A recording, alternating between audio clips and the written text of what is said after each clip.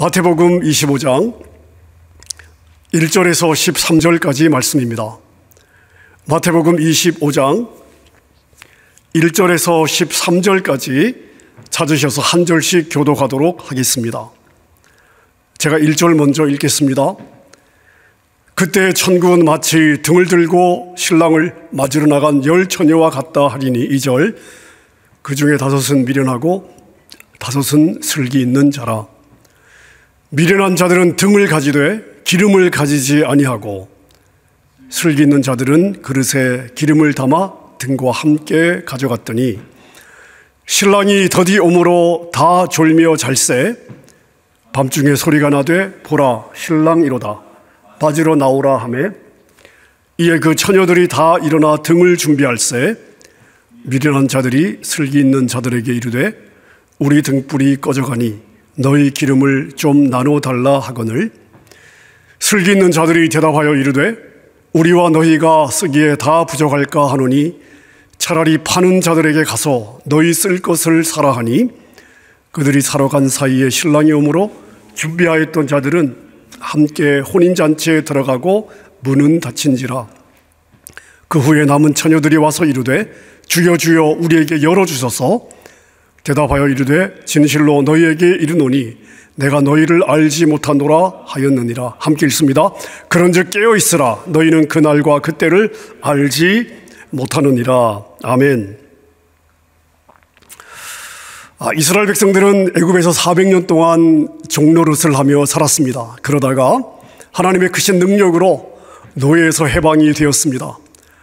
자, 애굽을 출발할 때 이스라엘 백성들의 마음을 한번 생각해 보십시오. 너무 감격하고 감사해서 하나님을 정말 목청껏 찬양하고 높여 드렸을 것입니다. 그리고 그들은 이 기쁨과 감격이 평생 계속될 것이라고 생각했을 것입니다. 하지만 약속의 땅 가나안으로 가는 길은 결코 쉽지 않았습니다. 어려운 길이었습니다. 순간순간 고비가 찾아왔습니다. 홍해와 애굽 군대 사이에 끼었을 때는 이제 끝이구나 라고 생각했을 것입니다. 홍해 바다가 갈라지는 기적도 경험하고 애굽 군대가 몰살당하는 것을 보면서 하나님의 백성이 이런 거구나 하는 큰 구원의 기쁨을 다시 한번 경험했습니다. 그리고 하나님의 산 호렙산에 도달했습니다.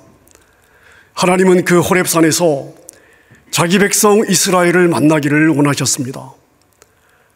자, 이스라엘 백성들이 하나님이 싫지는 않았습니다. 그러나 직접 하나님을 대면하는 것은 부담스러웠습니다. 하나님 앞에 서면 자기 자신이 발가 벗겨질 텐데 그게 부담이 되었습니다. 세상의 재미를 버려야 할 것 같고 철저하게 순종해야 할 것 같은 부담도, 그러한 생활도 갖기가 싫었습니다. 자, 그렇다고 하나님을 걷어찰 수도 없었습니다. 관계를 끊을 수도 없었습니다. 하나님의 도우심과 보호하심과 하나님의 복은 필요했기 때문입니다. 자, 그래서 그들은 어떻게 반응합니까? 하나님, 우리가 꼭 하나님을 그렇게 대면해야 될 필요가 있을까요? 얼굴과 얼굴을 맞대고 봐야 될 필요가 있을까요? 모세를 통해서 말씀하십시오. 모세를 통해 말씀하시면 그럼 우리가 듣겠습니다. 자, 이때 이스라엘 백성들의 선택은 한마디로 무엇입니까? 하나님의 자녀로서 하나님의 복은 받아야 되겠어요? 하지만 구원받은 하나님의 자녀답게 사는 것은 부담스러워요. 바로 이런 의미가 되는 것입니다. 자, 그 이후에 이스라엘 백성들은 단 한 번도 하나님의 임재 안으로 들어간 적이 없습니다. 하나님과 얼굴과 얼굴을 맞대고 대면하여 교제한 적이 없습니다. 성경 전체를 보면 하나님을 향한 모세의 태도와 이스라엘 백성들의 태도, 이 두 태도, 이 두 패러다임이 성경 전체를 관통해서 흘러가고 있습니다. 우리는 지난 주일 계시록 3장 라오디게아 교회 예수님께서 주신 몇 구절을 묵상했습니다. 자, 15절, 16절 같이 한번 읽어보겠습니다. 읽습니다. 내가 너의 행위를 아노니 내가 차지도 아니하고 뜨겁지도 아니하도다. 내가 차든지 뜨겁든지 하기를 원하노라. 내가 이같이 미지근하여 뜨겁지도 아니하고 차지도 아니하니 내 입에서 너를 토하여 버리리라. 자, 예수님께서 토해버리겠다고, 자, 토해내겠다고 말씀하시는 대상이 누굽니까? 예수님을 모르는 사람들입니까? 아닙니다. 예수님을 믿지 않는 사람들입니까? 아닙니다. 지금 이 메시지는 라오디게아 교회에게 주신 메시지입니다. 예수님을 믿고 신앙생활을 하고 있는 자들에게 주신 메시지입니다. 자, 그런데 예수님은 그들을 토해내겠다고 말씀하고 있는 것입니다. 자, 여러분이 누군가를 생각하면서 누군가를 떠올리면, 아, 정말 그 사람 구역질나, 그 사람은 생각만 해도 토할 것 같아.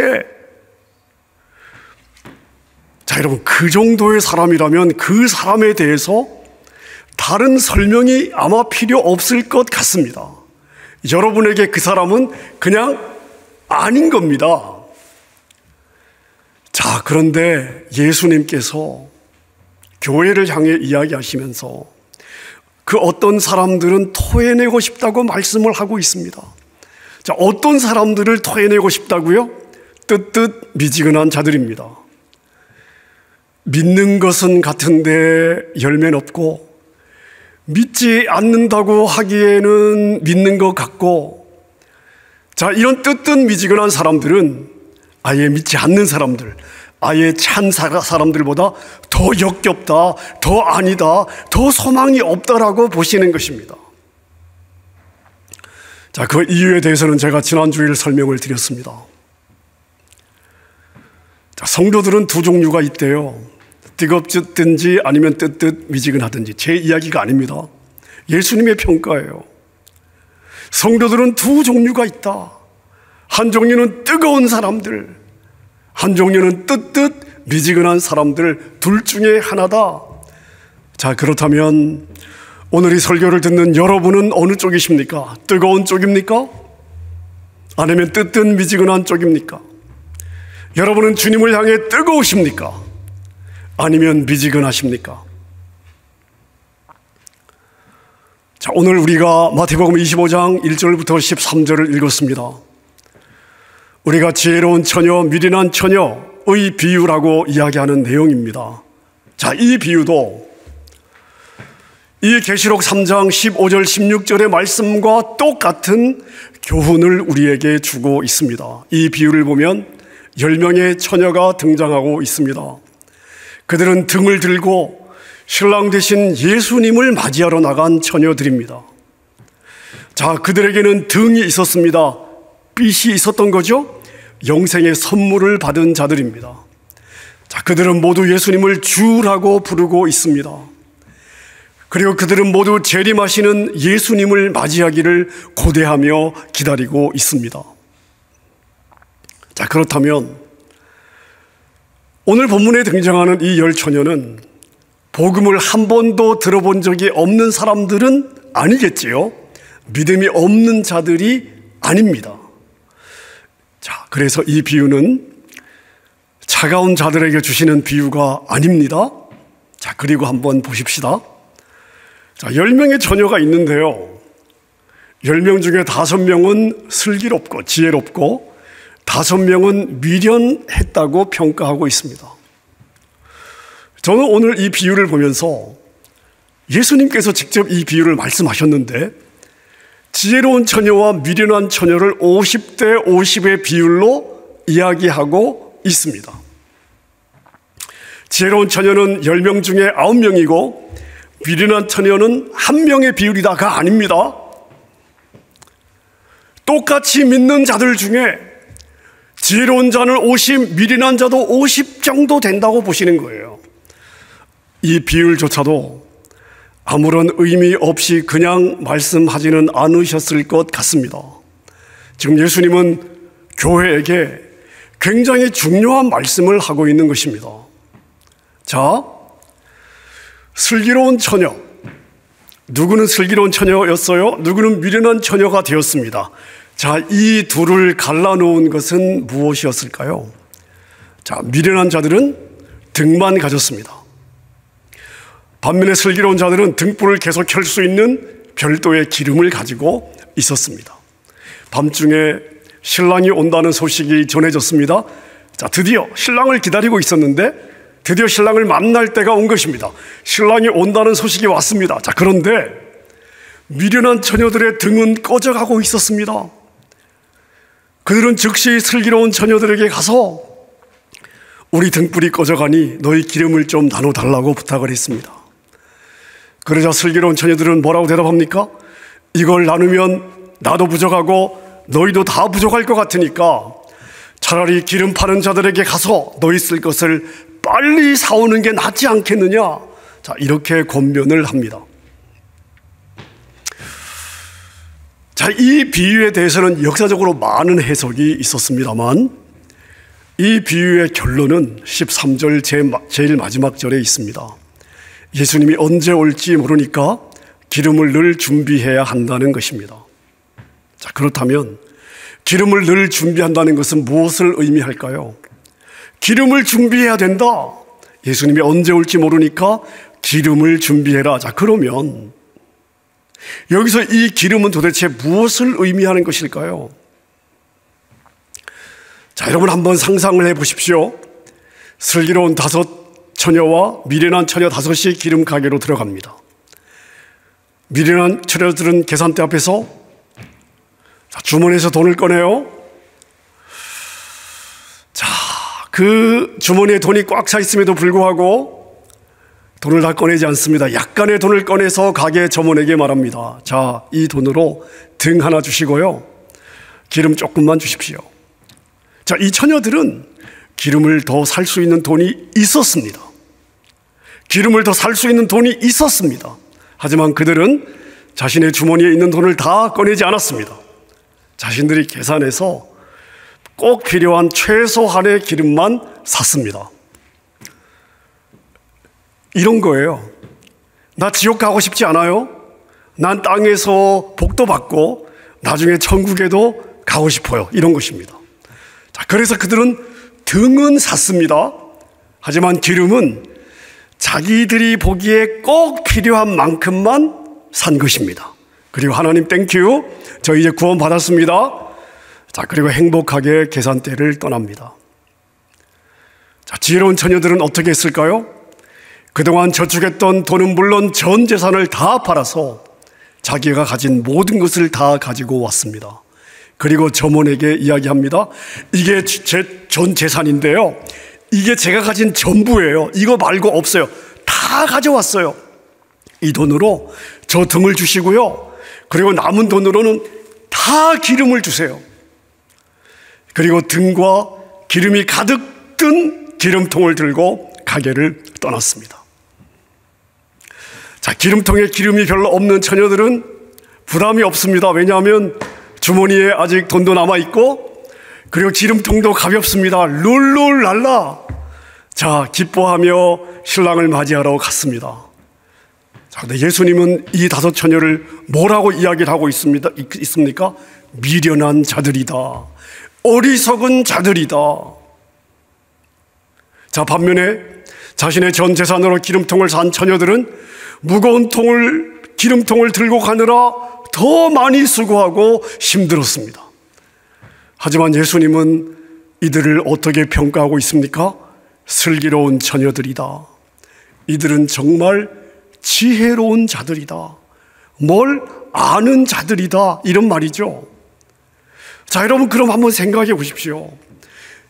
미련한 처녀들도 지혜로운 처녀들도 다 등을 샀습니다.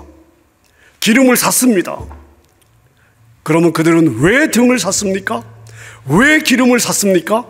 자, 신랑을 맞이하기 위해서 샀습니다. 근데 신랑이 언제 올지 모르니까 기다리는 동안에 쓰려고 샀습니다. 자, 그런데 결과가 어떻게 되었습니까? 슬기로운 자들은 자신의 모든 것을 다 드렸습니다.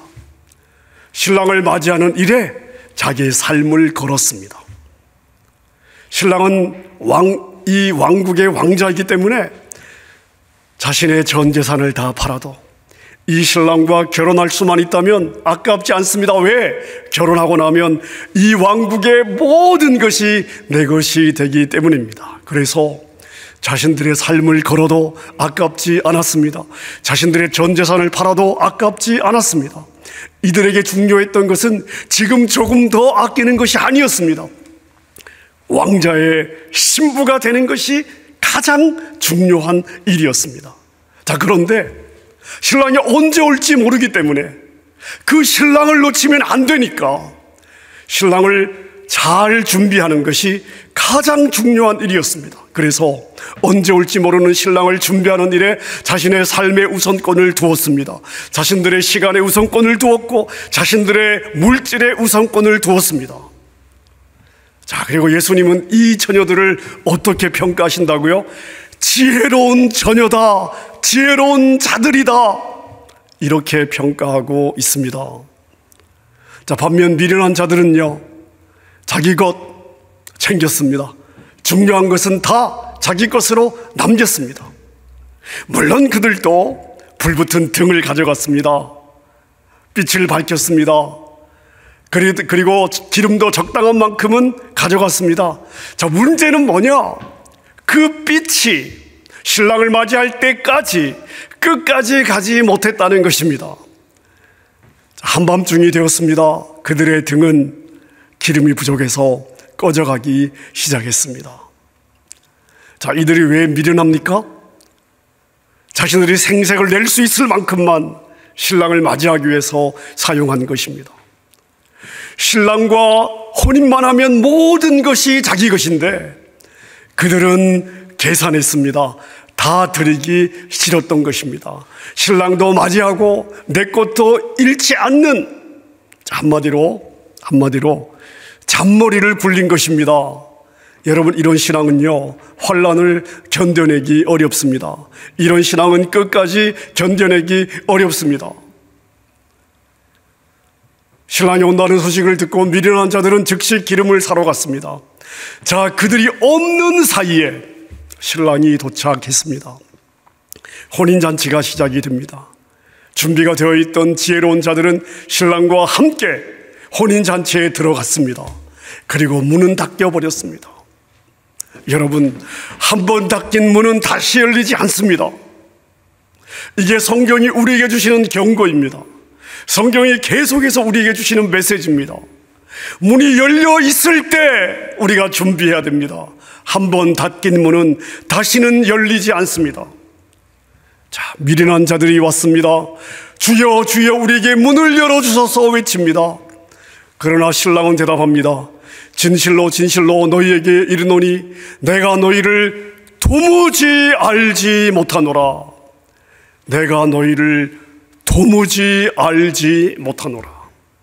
저는요, 내가 도무지 알지 못하노라, 이 표현을 제가 읽을 때 저는 어떻게 제 마음에 와닿냐면, 나는 너희를 도무지 알고 싶지도 않다. 여러분, 요한계시록 3장 15절 16절에 있는 것처럼 내가 너희를 토해버릴 것이다, 이런 부류인 것입니다. 내가 너희를 도무지 알지 못하노라. 내가 너희를 도무지 알고 싶지 않구나. 자, 여러분, 여기서 우리가 무엇을 봐야 되냐면요, 신랑이 오는 타이밍입니다. 타이밍, 신랑이 오는 시점, 때입니다. 자, 신랑은 미련한 처녀들, 다시 말하면 주님을 향해 다 드리지 않고 자신의 이 중요하고 소중한 것은 드리기를 원하지 않는 그 미련한 처녀들의 기름이 다 꺼져가는 때를 몰랐을까요? 아셨을까요? 아셨습니다. 그리고 그들의 기름이 다 떨어진 바로 그때를 맞추어서 온 것입니다. 즉, 신랑은 이미 지혜로운 자의 헌신과 미련한 자의 미련함을 다 알고 계십니다. 미련한 자들이 전심으로 모든 것을 다 주님을 위해 쓸 마음이 없는데도 그들의 그 미련하고 믿음 없음이 드러나지 않을 그런 적당한 시점에 오셔서 그들의 체면도 살려주시고 그들도 배려하실 마음이 없습니다. 자, 여러분 생각해 보십시오. 자, 여러분에게 누군가가 있어요. 그 사람만 생각하면 토해내고 싶어요. 근데 그 사람의 체면을 살려주고 그 사람을 배려하고 싶으시겠습니까? 여러분 같으면 아니요. 우리 주님은 이런 자들의 체면도 세워주고 그들을 배려해 줄 마음이 없으십니다. 주님은 그런 자들을 자신의 거룩한 신부로 맞이할 마음이 없으십니다. 자, 그래서 타이밍이 바로 그때가 되는 것입니다. 여러분 생각해 보십시오. 우리가 결혼할 때 조건을 재잖아요. 조건을 재야지요. 당연히 재야 합니다. 조건이 중요합니다. 예수님도 자신의 영원한 신부를 선택하는 일입니다. 당연히 잴 것입니다. 당연히 계산할 것입니다. 여러분 이것을 기억하셔야 됩니다. 그래서 주님은 언제 오시냐면 그들이 주님을 위하여 계산하여 드리는 그 어리석음이 만천하에 드러나고 그 어리석음으로 인하여 망할 수밖에 없는 타이밍을 선택해서 오시는 것입니다. 하나님은 인간에게 속지 않습니다. 성경이 그러지 않습니까? 하나님은 만홀히 여김을 받지 않으신다. 하나님은 인간으로부터 업신여김을 받지 않으신다. 끝까지 견디는 자가 구원을 얻으리라. 아멘입니까? 사랑하는 여러분, 주님은 주님을 주로 고백했던 자들임에도 불구하고 뭐라고 말씀하십니까? 내가 너희를 도무지 알지 못하노라. 내가 너희를 도무지 알지 못하노라. 내가 너희를 도무지 알고 싶지 않구나 말씀하십니다. 사랑하는 여러분, 우리는 미지근한 자들이 되어서는 안 될 것입니다. 미지근한 자들이 어떤 자들이라고요? 자기의 삶 전체를 드리지 않습니다. 자기의 좋은 것을 주님을 위해 드리기 원하지 않습니다. 하나님이 자신에게 복이 될 때만 그분을 주인으로 인정합니다. 그분의 방식을 따르는 것이 나에게 당장 유익하지 않으면 언제든지 주님을 버릴 마음이 있습니다. 자, 요한계시록 3장 15절 16절 말씀을 제가 다시 한번 읽겠습니다. 내가 너의 행위를 아노니. 우리 주님은 아십니다. 우리 주님은 모르고 지나가시는 분이 아니십니다. 하나님은 우리의 중심과 우리의 행위를 다 아십니다. 그 주님이 뭐라고 말씀하십니까? 내가 차지도 않고 뜨겁지도 아니하도다. 내가 차든지 아니면 뜨겁든지 하기를 원하노라. 너가 이같이 미지근하여 뜨겁지도 아니하고 차지도 아니하니 내 입에서 너를 토하여 버리리라. 토하여 버리리라. 자, 이 미련한 처녀의 미련함이 무엇입니까? 바로 차지도 않고 뜨겁지도 않은 신앙생활이었습니다. 신앙생활을 안 한 것이 아닙니다. 했습니다. 하지만 뜨겁지 않았습니다. 처음에는 뜨거웠을 수도 있습니다. 그러나 계속 뜨겁지 않았습니다. 예수는 우리에게 이렇게 분명하게 말씀하십니다. 자기 십자가를 지고 나를 따르는 자도 내게 합당하지 아니하리라. 자기 십자가를 지고 나를 따르지 않는 자도 내게 합당하지 아니하니라. 사랑하는 여러분, 여러분의 신앙을 정직하게 한번 돌아보십시오. 날이면 날마다 우리에게 기회가 주어지는 것이 아닙니다. 여러분에게 믿음은 무엇입니까? 여러분에게 신앙은 무엇입니까? 여러분에게 예수님은 어떤 분이십니까? 여러분의 모든 것을 다 걸 만한 가치가 있으십니까? 여러분의 재산을 걸고라도 지키고 추구해야 될 가치가 있는 것입니까? 여러분의 자녀를 걸고라도 지키고 추구해야 될 가치가 있는 분이십니까?